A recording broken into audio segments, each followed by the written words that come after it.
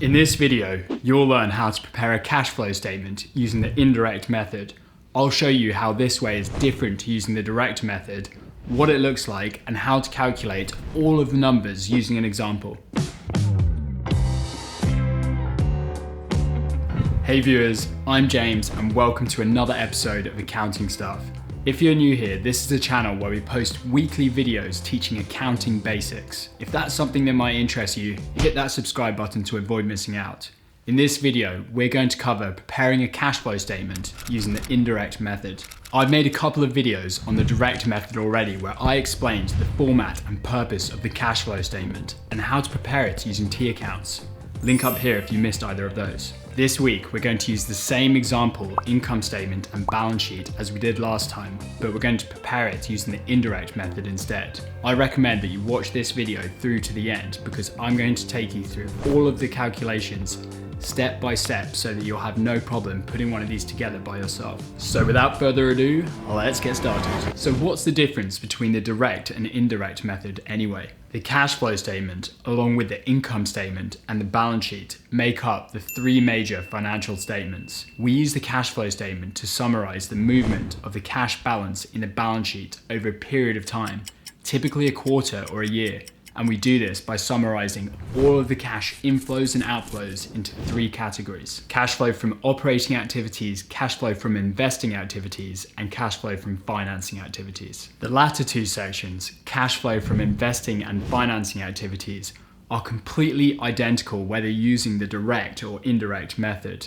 The only section that's different is cash flow from operating activities, which is why I want to focus on that one in this video. If you'd like to learn more about investing and financing activities, I've covered them in more detail in the previous two videos that I'll drop a link to down in the description. Operating activities are the principal revenue generating activities of a business. These are the transactions that take place on a regular basis. Under the indirect method, there are three steps to calculating cash flow from operating activities, and I'll take you through them right now.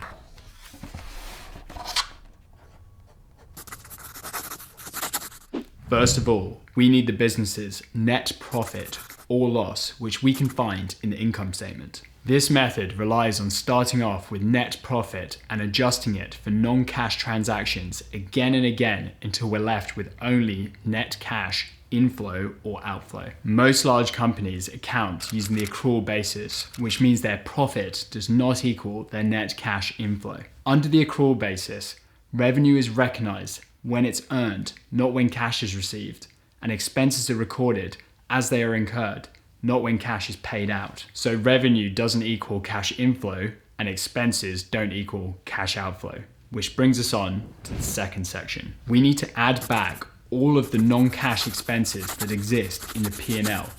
Typically, non-cash items relate to things like depreciation, amortization, or the gain or loss on disposal of non-current assets. These don't represent cash outflows, but they are deducted in our income statement when coming to that net profit. So it's logical that we need to add these back in order to remove them from our calculation.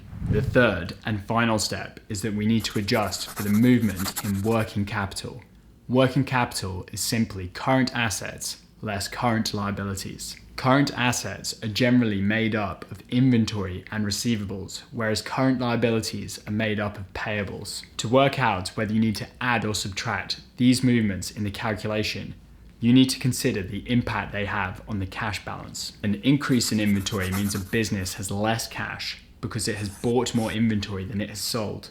And on the flip side, a decrease in inventory means a business has more cash because it has sold more inventory than it has bought. The situation with accounts receivable are very similar because they are also assets. An increase in receivables means less cash has been recovered from customers, so the cash balance goes down. And a decrease in receivables means more cash has been collected, so the cash balance goes up. On the other hand, payables are a liability, so they work the opposite way to inventory and accounts receivable. An increase in payables means more cash because less has been paid out to suppliers who the business owes money to. And lower payables means less cash because more has been used to pay the bills. Cash flows from non-current assets and non-current liabilities tend not to be included under cash flow from operating activities because they're normally categorized in the other two sections, cash flows from investing activities, and cash flows from financing activities. Now that we've worked out the basic calculation for cash flow from operating activities, let's practice using this template with a worked example.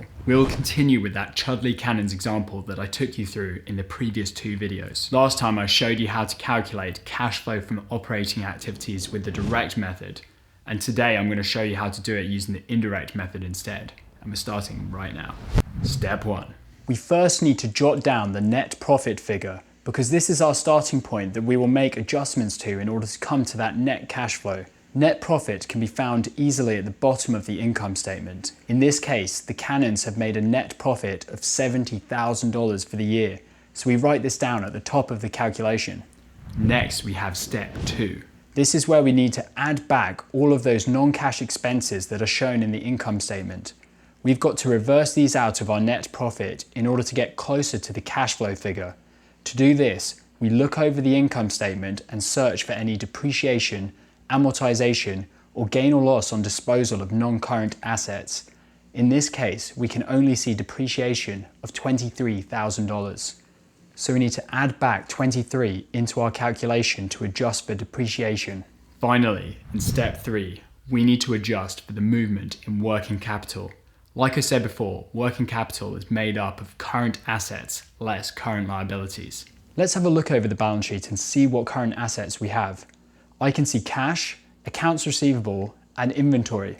Plant, property, and equipment is a non-current asset which affects cash flow from investing activities, so we can ignore that. And cash is what we're reconciling back to in the cash flow statement, so we can ignore that one as well. We are left with only inventory and accounts receivable. A closing balance in inventory of 94 less the opening balance of 68 gives us an increase in inventory of 26. Increases in inventory are represented as deductions in calculating cash flow from operating activities because the business has spent cash on purchasing the raw goods or by manufacturing them, so we enter negative 26 into our calculation. Now let's look at accounts receivable. Here we have a closing balance of 120 and an opening balance of 98. Which gives us an increase of 22 during the course of the year.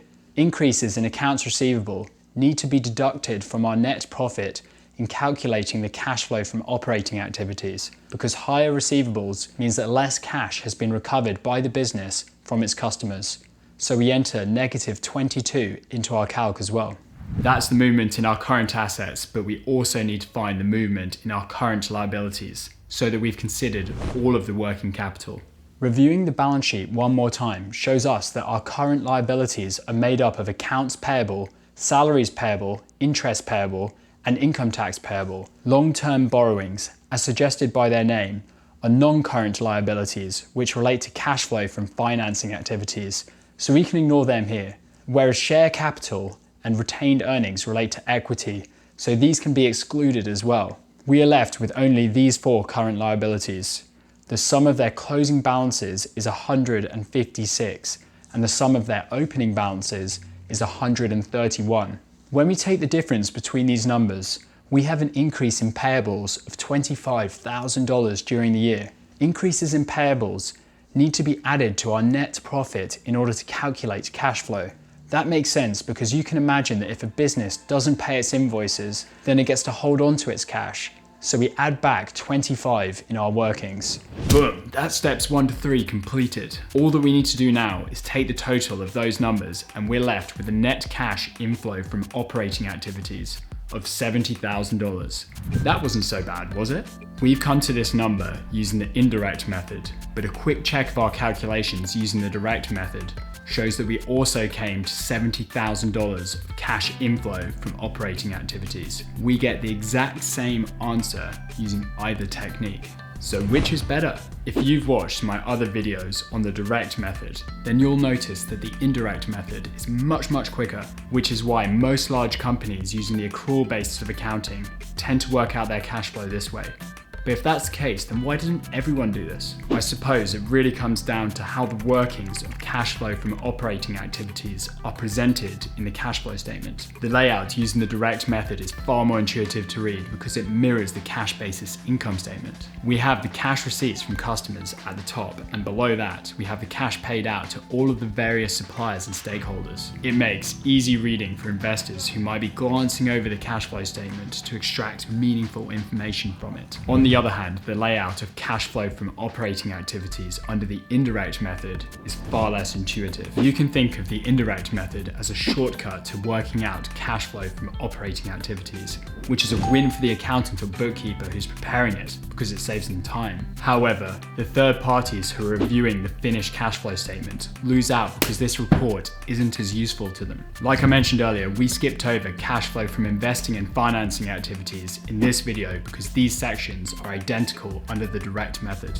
If you'd like to learn more about those or the cash flow statement in general, then I recommend you check out the other two videos that I made that are linked below. Thanks for watching. We have new videos every Monday here on Accounting Stuff. If you found this one useful, give it a like, share it, comment, subscribe if you haven't already. Good luck with those cash flow statements. This is an area that a lot of people struggle with, but I promise if you follow the steps that I just showed you, you'll be fine. See you next time.